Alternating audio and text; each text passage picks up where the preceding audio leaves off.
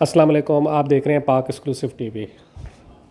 सिंध के शहरियों के लिए आज की ब्रेकिंग न्यूज़ ये है कि सिंध हुकूमत ने सिंध के आवाम के लिए एम्बुलेंस सर्विस 1122 का आगाज़ कर दिया है।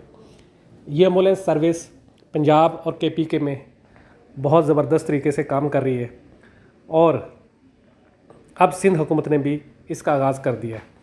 सिंध में मुख्तलिफ़ समाजी इदारे एम्बुलेंस सर्विस चला रहे थे, लेकिन सरकारी तौर पर कोई बड़ी एम्बुलेंस सर्विस मौजूद नहीं थी।